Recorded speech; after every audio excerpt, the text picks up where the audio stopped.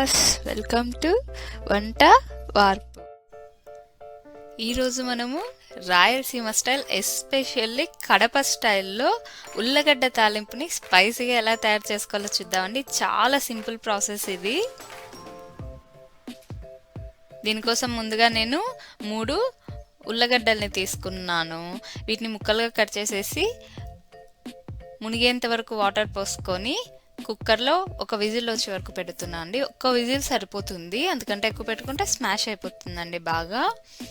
ఇలా ఒక విజిల్ తర్వాత వీటిని పీల్ ఆఫ్ చేసేసి ముక్కలుగా కట్ చేసి పెట్టుకుందామండి. ఇలా కట్ చేసుకోవాలని, మరీ చిన్న ముక్కలు కట్ చేసుకోకూడదు, స్మాష్ అయిపోతుంది మనము ఫ్రై చేసేటప్పుడు. ఇప్పుడు ఒక మిక్సీ జార్లో నేను కొబ్బరి యాడ్ చేస్తున్నాను, 1 టీ స్పూను.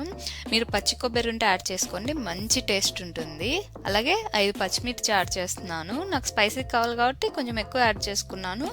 మీరు తక్కువ కావాలనుకుంటే కొంచెం తక్కువ యాడ్ చేసుకోండి. అలాగే రుచికి సరిపడా ఉప్పు యాడ్ చేసేసి దీన్ని కోర్స్గా గ్రైండ్ చేస్తున్నానండి.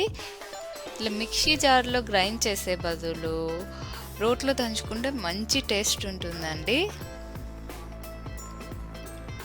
ఇప్పుడు నేను ప్యాన్లో ఆయిల్ యాడ్ చేస్తున్నాను.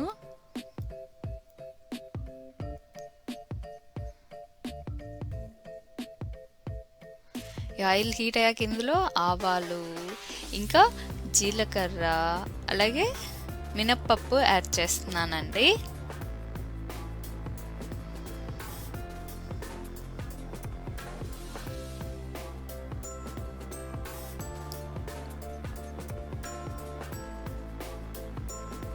అలాగే కరివేపాకు, ఇంకా ఎండుమిర్చిని కూడా యాడ్ చేస్తున్నానండి.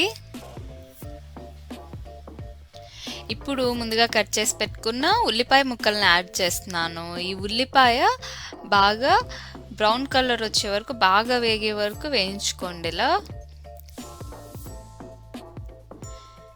అలాగే ముందే మిక్సీలో వేసి పెట్టుకున్న దీన్ని యాడ్ చేస్తున్నానండి, కోకోనట్ అండ్ చిల్లీ పౌడర్ని.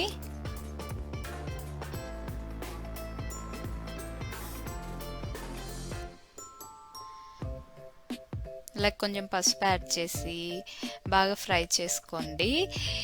ఈ కోకోనట్ అండ్ చిల్లీ పేస్ట్ ఉంది కదా, అది ముక్కలకి బాగా పడితే మంచి టేస్ట్ వస్తుందండి.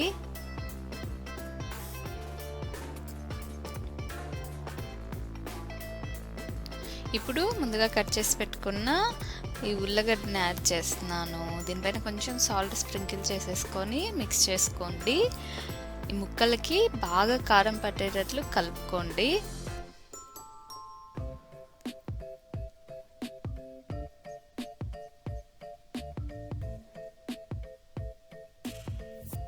ఇది ప్రాసెస్ అంతా లో హీట్లో చేసుకుంటే సరిపోతుందండి.